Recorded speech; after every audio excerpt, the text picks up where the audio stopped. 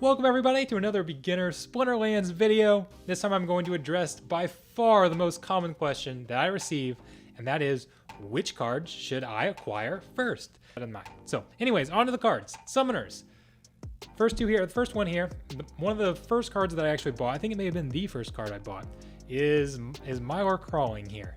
So we've got Thorns. So he's gonna give everybody Thorns, which is absolutely great. It's so dominant at the lower levels because Thorns will return 2 damage to any melee attacker. So if you have a melee attacker, they hit one of your characters with Thorns, they're going to receive 2 damage back. That's great. I mean, that can be great everywhere, but it's even better in the lower levels because a higher percentage of characters are melee at the lower levels. You see more melee, you see some ranged, don't see really much magic at all, actually. Bright and Bloom is another card that I had for a while that works really well. It really shines on an Earthquake deck. Earthquake does 2 damage at the end of every round to every card that doesn't have flying, because they're not on the earth, they're flying up in the air. Bright and Bloom gives everybody flying, and that way they will not take any damage from Earthquake, so it's a great card there. It can also just be a great card in general, because flying also gives you an extra 25% dodge chance if the attacking character doesn't have flying. So if you'd rather spend a little more though, and again, I'd highly recommend looking at the renting because it's not that much. We've got some of the most common cards in the game here. Jotun gives Blast. I'm going to try to explain what all these abilities are because again, I'm expecting new players to be watching these videos. The icon on the right there is Blast, which is going to do half damage to the characters beside the character that gets hit.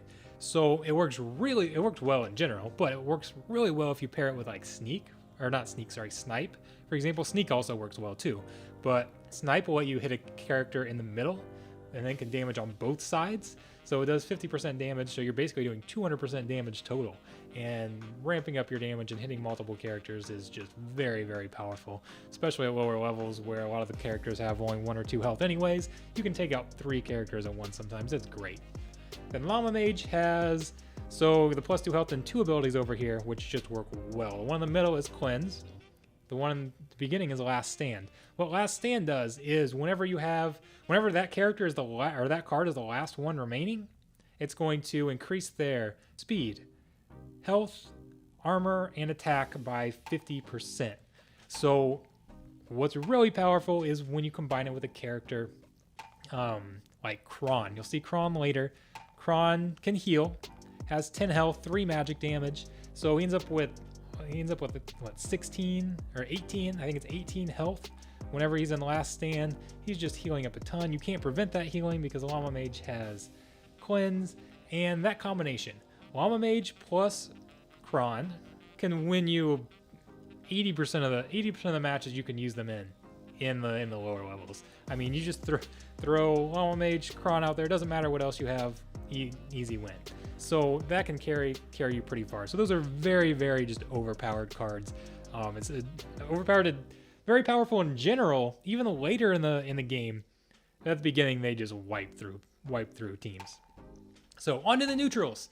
Neutrals are a great investment because you can use them in almost every battle. There is a battle condition where you can't use neutrals, so you can't literally use them every time, but most of the time they can be used. Doesn't matter what splinters are selected to be available.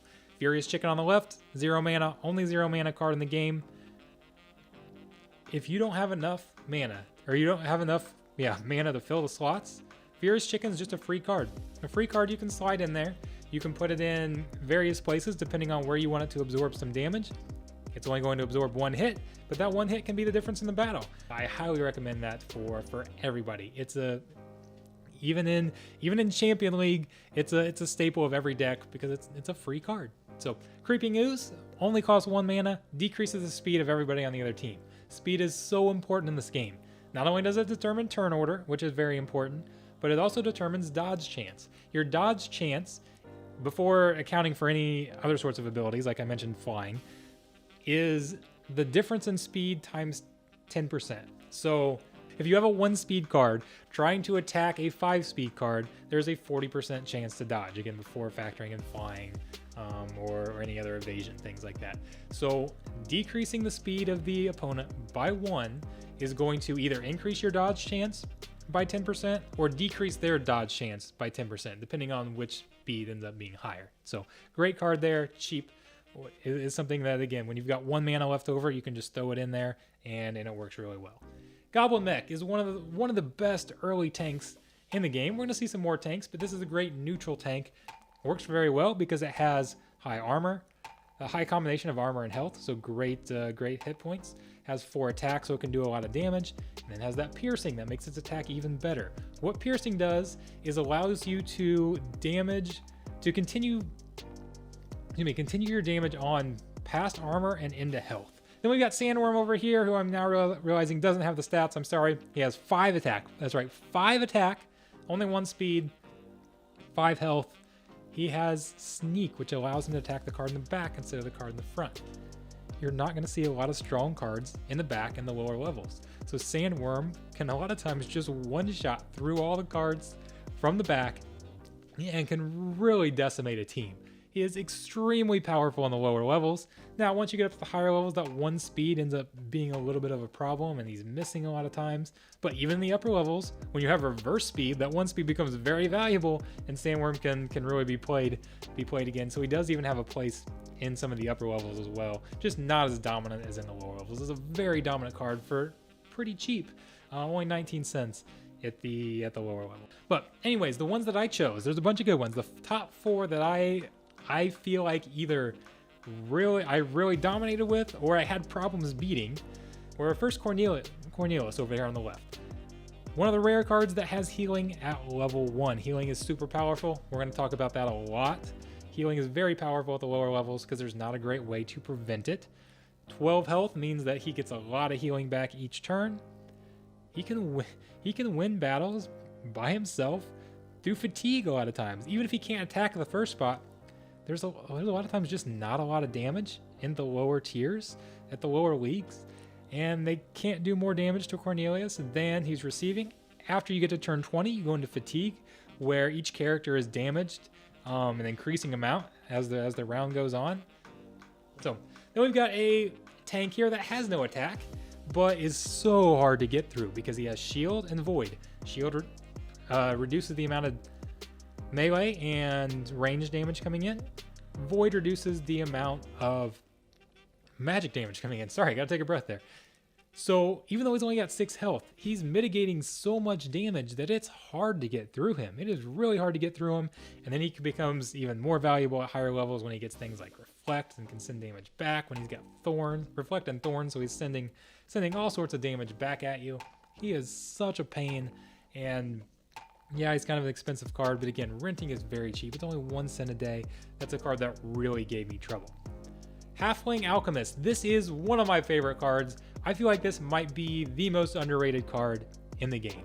He's great because I don't even know if that's a he or a she. Anyways, the Alchemist is great because it's only 2 mana, so you can play it in most battles. And then this ability here is so good. It cuts the opponent's damage in half. You have to hit that. It's only the character that you hit. You hit that character, their damage is cut in half. It is a great counter to, okay, something like the Kraken, which you'll see in a little bit. Kraken's a card that a lot of new players can play and can win the battle all by itself. It has such a high attack and such high health that there's just not enough damage with some of the lower level cards to get through it. You cut that damage in half, takes twice as long to get through your team, gives you more time to get through the Kraken. And then we've got Chain Golem over here. Chain Golem is a great tank. It's kind of like the Living Lava that you get as a starter card for Fire. And one of the reasons that Fire is the most common splinters early in the game. One of the most common splinters in the game, period. But early on, it's because of the lava there taking all that reduced damage. Chain Golem does the same, takes reduced damage from melee and ranged attacks. Has 3 melee attack itself, so great tank, can take a lot of damage, can dish out some himself, and he's neutral, so you can use it with all the other splinters. Remember, there's a much higher percentage of melee cards early in the game than as you progress. So that shield ability is great all the time, but it's even better early in the game. Works very, very well. Okay, on to some more tanks. So I didn't divide these up into separate sections because there just wasn't, I didn't feel like there was a lot that I really felt I needed to put in here. On the right is the cheap one. That's Sea Monster. Again, a character that can heal itself. I already talked about how valuable that is. Now he's got 4 melee attack as well. So it works very well. The other 3 have a taunt ability, which can be very, very powerful. That forces any character that can to attack those cards. So it basically neutralizes snipe, opportunity, sneak, those types of things. Those cards will have to attack the taunting character instead. So they've got high health. They've also got high damage. So I talked about how, again, newer leagues, you can just stick the Kraken out there and that's going to win you a lot of battles. People really struggle to get through the Kraken. Again, that's one of the most, that's another very common question that I get. How do I beat the Kraken? And if a lot of people are asking me that tells me that needs to be a card that I should recommend to you guys, because so many players struggle against it. Because there's a lot. There's a combined 17 hit points that you need to get through, and it has 4 attack.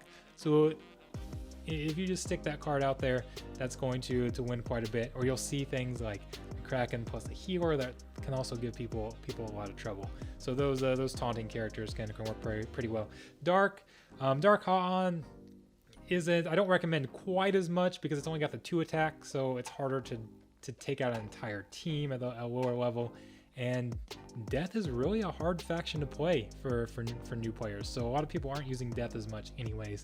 So I really recommend Magnor and the Kraken first there if you're looking at those. So, all right, on to healers. I talked about healers. There are 2 characters that you can get that have a tank heal at level 1. I say tank, it's going to heal the character in the first spot. Wood Nymph for life. I think one reason she's a little bit cheaper is there actually is Earth. There is a better Earth healer later on, but you have to level her up to get that heal. Wood Nymph is the only one that's available at level 1. For water, you've got Crustacean King, can heal a tank. Armor Smith is a little different. It's got repair, that's going to heal the armor, so it's going to restore that armor. All right, on to the attackers. I struggled making this entire list. Attackers was by far the hardest because there's so many different options. The one I've used the most, and I'm still using now, is Soulstorm. Soulstorm's the 3rd one there. 3 range damage for only 5 mana. That's a very efficient use of mana. That's a high attack card that doesn't cost a lot. Doesn't have a lot of health, but is very fast and has flying. So it can dodge a lot. So even though there's not a lot of health, sometimes it can actually survive for a little bit. So then you've got a 4 attack card over there and in Headhunter that's not too expensive. Again, fast so it can get its attacks off. Got a decent amount of health, so a solid card. That ability there actually prevents, removes flying. So it's guaranteed to hit flying characters and will remove that ability so it can get rid of that flying. That can be very helpful. Pyromancer, I know I'm jumping out of order. Oh well. Pyromancer with the blast. I recommend if you don't get Jotun. Now, if you get Jotun and you're mostly using him, now sometimes you can't, but if you're mostly using him, he's already giving everybody blast. So using Pyromancer, it's kind of like you're paying for the blast, but then you don't actually need it, so it's not as advantageous. But if you don't have Jotun, that blast ability is so good. So having an attacker with that blast is very nice. And then Fire Spitter was a card that I don't think I've ever owned, but gave me a lot of problems early in the game. Just kind of a solid stats there. The 4 speed, 4 health with 2 damage is much better than what you see with a lot of the beginning attackers. It's only 4 mana, so you can fit it into a lot of battles. Works very well. Can dodge a lot. So it was just kind of a pain for me. I included that. Honestly, almost all the dragon cards are really good. It's hard to go wrong with any of the dragon cards. They're a pretty nice splinter. I like almost all of them. But that one was one of my favorites. Not my absolute favorite though. That one's on the next screen. It's over on the right. That's Dragon Jumper. It's got Opportunity. Opportunity will automatically attack the lowest health character. So fairly fast. Got the flying. 3 melee damage to the lowest health character is very nice. I really like that card. Kron the Undying, I kind of talked about him. He's on the left. He's got that 3 magic attack, the 10 health, and then that healing that's at level 1 is very powerful, even without the llama. So then we've got 2 water cards in here. 2 of my favorite cards. Ruler of the Seas has some decent magic damage. Again, you don't see a lot of magic. a lot of magic damage early in the game, but it's also got that blast. Kind of like the card we saw on the previous screen. Blast is so valuable. Having it with magic is great because even the blast hits under the armor. Magic hits under armor. Phantom of the Abyss is a card that I absolutely love. I'm not saying it's the best card in the game, but it is my favorite card in the game. I love it because I love dodging everything. So I've got it listed under attackers because he's got 3 magic attack, which is very solid. He works as a tank too because, okay, remember that evasion is calculated by the difference in speed times 10%. So if you have a 1 speed character trying to attack, now remember it's only melee and ranged, magic attacks can't be evaded. You have a 50% dodge chance just from the speed differential. You have flying, so there's an extra 25% chance to dodge unless the attacker is also flying. Then you have the evade there, which is another 25% chance to evade. So a 1 speed melee or range attacker that is not flying cannot hit Phantom of the Abyss. I highly recommend that one again. It's only $9, so it's not too bad. 0.1 cents a day if you're trying to rent. And yeah, that dragon jumper card was extremely cheap. I can't imagine that price is going to stay. By the way, these prices are as of the post date. They're going to change a lot. I can imagine there's going to be people leaving comments on on this video later on that say, "Oh, you said this card was $10, and now a month later we're at $30 or something like that." I'm not promising the price is going to jump like that, but so far prices go up. Numbers go up consistently. So I hope that continues, but you never know. You never know when we're gonna hit a decline or something like that. That can happen. It's always a risk. But the great thing about this game is that there's always going to be some value in there. It's not like the more traditional mobile games where your money's going into a black hole and you get the enjoyment that you get out of that character and that's it. When you're done, that money's gone. Here you can always resell things. Even if they go down in value, they still have value. You can resell them. So that is great. And that's why if you've got the money, if you're willing to spend the money, I highly recommend just buying the cards because there's a good chance your value is going to go up and you don't have to spend money renting and again throwing it into a black hole. But if you are renting, at least it's very cheap here. So it's a great option. And again, I highly recommend renting each splinter and go beyond just cards to recommend, but also some early game strategy. There's so much I want to do, so make sure you subscribe to the channel. Stay tuned for that.